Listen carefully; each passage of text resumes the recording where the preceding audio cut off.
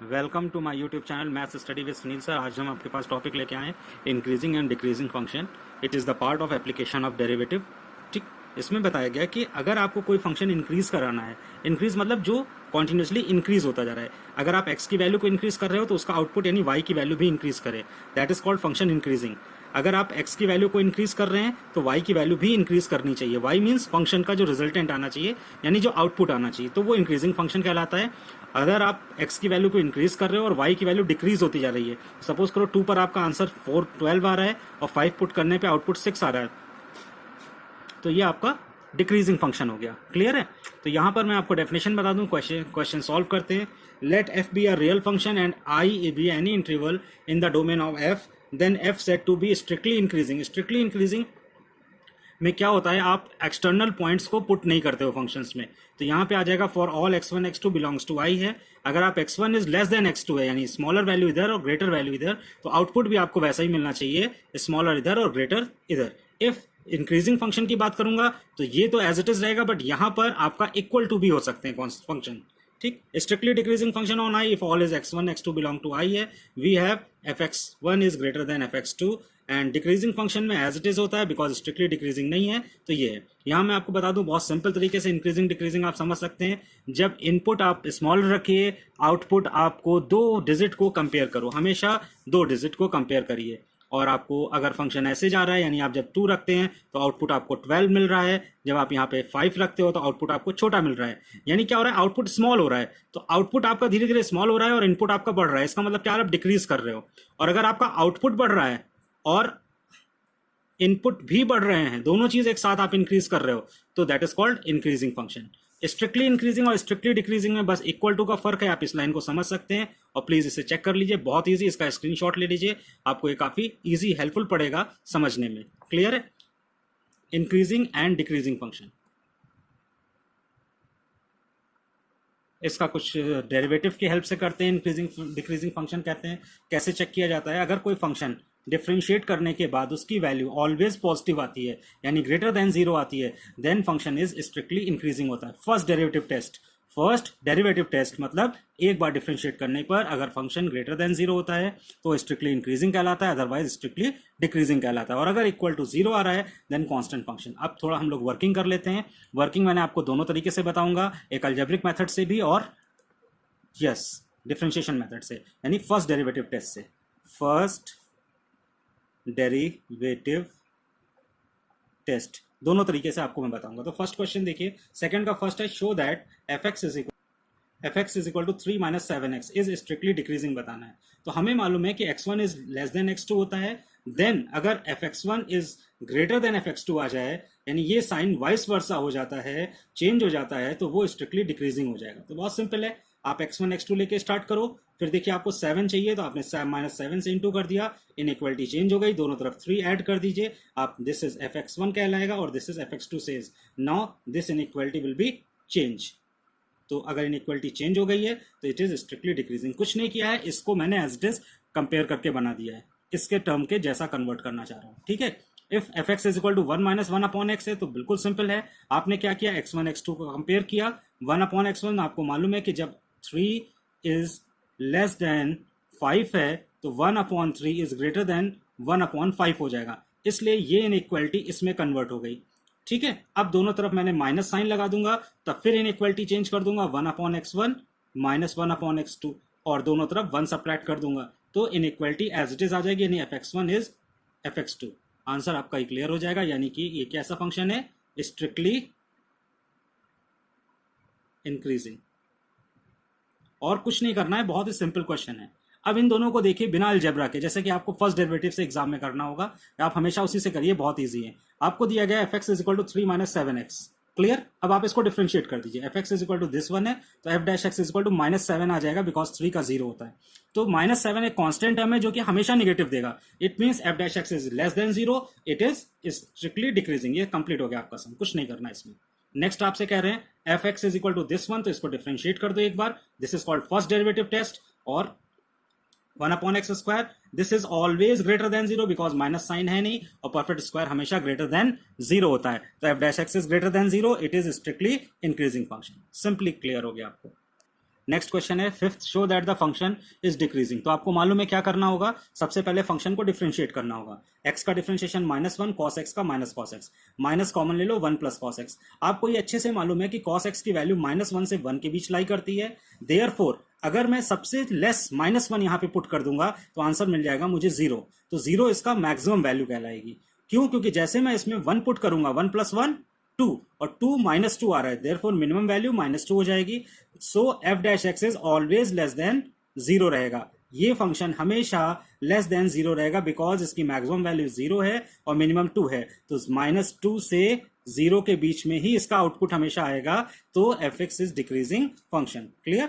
Now for sixth question, for what value of k f x is decreasing function. तो simple है, decreasing function आपको show करना है। F x को आप लिखिए के एक्स क्यूब, आप डिफरेंशिएट कर दीजिए। क्या कह रहे हैं? डिक्रीजिंग। डिक्रीजिंग में क्या होता है? F dash x is less than 0 होता है, और इक्वल टू भी लगा दीजिए क्योंकि स्ट्रिक्टली वर्ड यूज नहीं कर रहे हैं। ठीक है, तो आपने लिखा F dash x less than 0, less than 0, के इज लेस देन, तो के क्या होगा? 0 हो सकता है या उससे लेस देन हो सकता है। तो आपका आंसर आ जाएगा -∞ से 0 तक।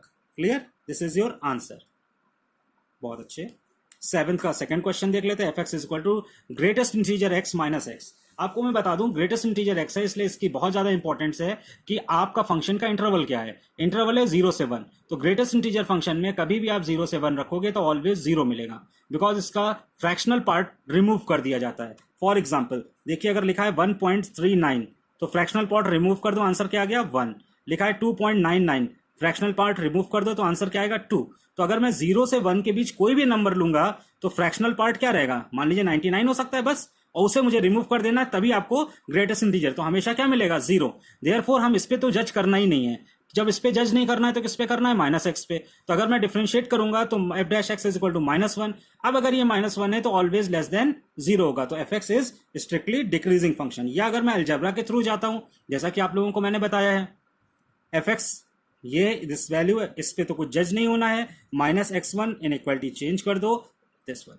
आप क्या करेंगे? आप ये क्वेश्चन करने से पहले थोड़ा पॉज करेंगे, उसके बाद इन क्वेश्चंस को ट्राई करेंगे, तब यहाँ पे सोल्यूशन चेक करेंगे, तो आपको बेटर तरीके से समझ में आ जाएगा। बिकॉज ये बहुत ज्यादा ही सिंपल है, सिर्फ एक बार डिफरेंशिएट करना है आपको और क्वेश्चन का कॉन्सेप्ट क्लियर हो जाएगा। डेफिनेशन आपको क्लियर है कि अगर F dash x is greater than 0 होता है तो वो स्ट्रिक्टली इंक्रीजिंग होता है, F dash x less than 0 होता है तो स्ट्रिक्टली डिक्रीजिंग होता है, और अगर इक्वल टू लगा दूंगा तो वो इंक्रीजिंग और डिक्रीजिंग बन जाएगा। नेक्स्ट क्वेश्चन दिया है, f x equal to log cos x is strictly decreasing on this interval. तो ठीक है, शो कर देते हैं। क्या करते हैं? एफ डैश एक्स दिखाते हैं, 1/cos x आ जाएगा, और cos x का डिफरेंशिएशन -sin x होता है। तो मैंने इसका डिफरेंशिएशन किया है, that is called -tan x। अब मुझे बताइए F dash x is always less than 0 होगा because tan x is positive in कौन से इंटरवल में? यस, 0 से π/2। तो एग्जाम में आप ऐसे ही लिखोगे tan x पॉजिटिव 0 से π/2, देयरफॉर यहाँ पे एफ डैश कितना है? -tan x है, तो -tan x is less than 0 इन कौन से इंटरवल में? 0 से π/2 इस इंटरवल में। Now F dash x is strictly decreasing function.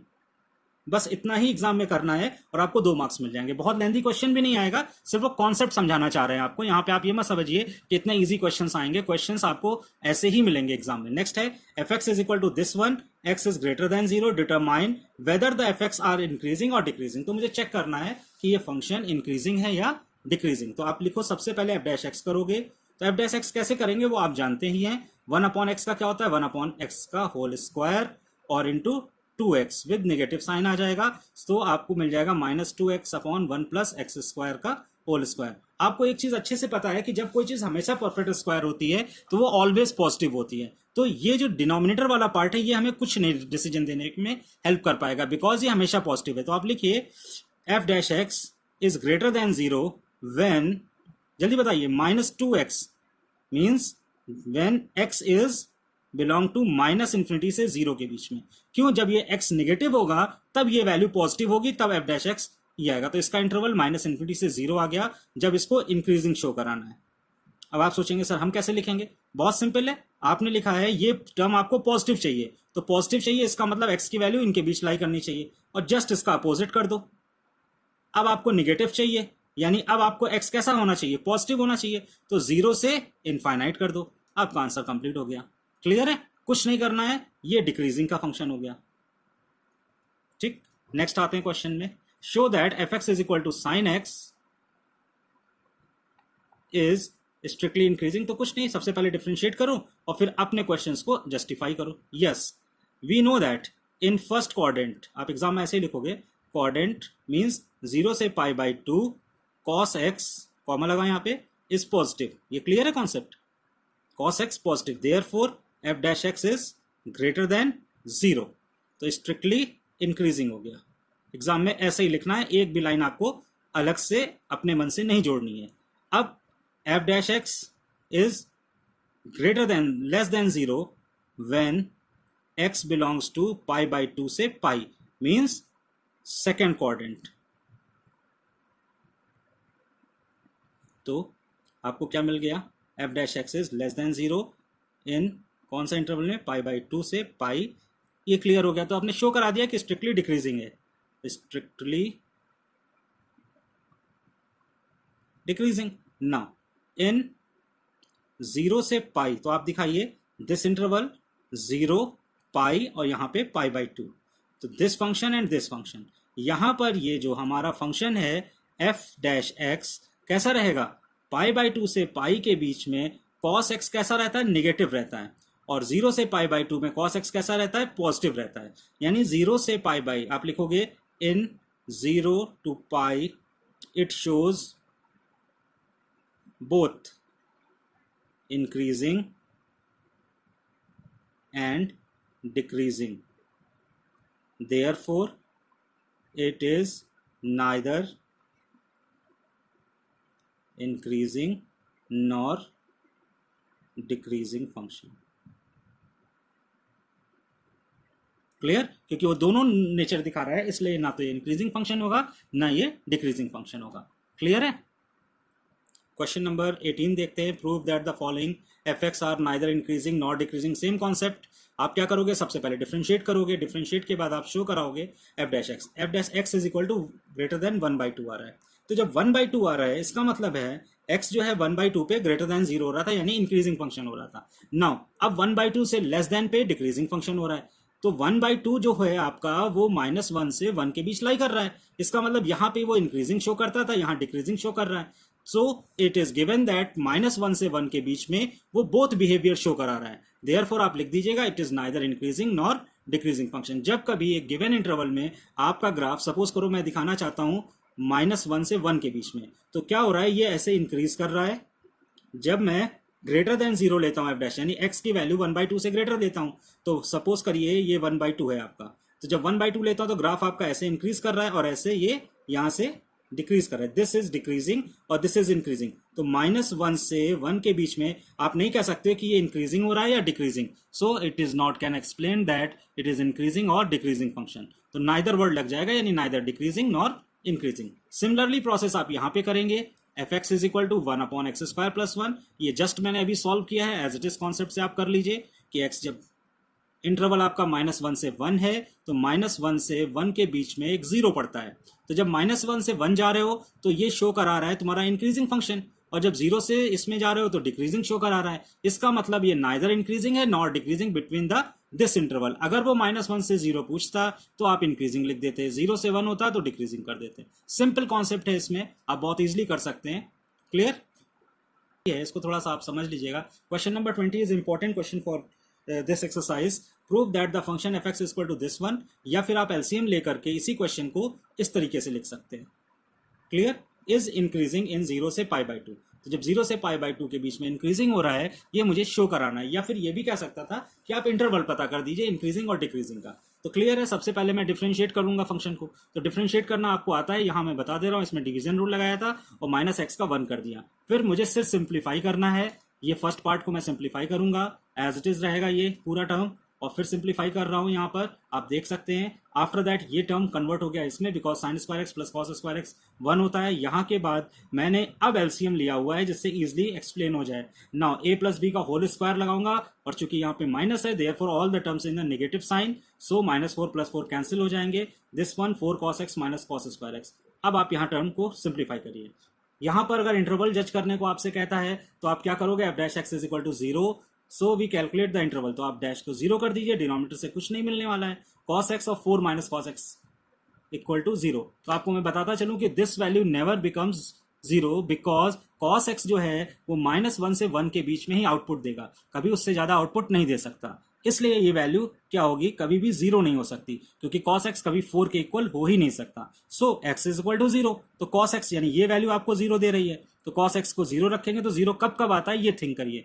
Yes 90 degree पे आता है, 270 डिग्री पे आता है, एंड ऐसे करते हुए बहुत सारे वैल्यूज जो 90 डिग्री के ऑड प्रोडक्ट होते हैं उन पे आता है। तो आपने π/2 और 3π/2 ले लिया है, तो हमें कौन सा इंटरवल कह रहे थे, यस हमें 0 से π/2 का इंटरवल बोल रहे हैं, तो 0 से π/2 के में cos x ऑलवेज पॉजिटिव होता है, सो cos x is always greater than 0, यानी कि f'(x) इज ग्रेटर देन 0। बस इतना शो कराना है कि f(x) इज स्ट्रिक्टली इंक्रीजिंग 0 से π/2। अब मैं थोड़ा सा यहाँ एड ऑन करता हूं अपनी तरफ से, अगर π/2 से 3π/2 के बीच में आप जाते तो cos x कैसा शो करता, निगेटिव शो करता, then f'(x) is less than 0। कब, जब इस इंटरवल में रहोगे, व्हेन in मतलब interval this, then f'(x) is less than 0, so इसमें स्ट्रिक्टली डिक्रीजिंग हो जाता।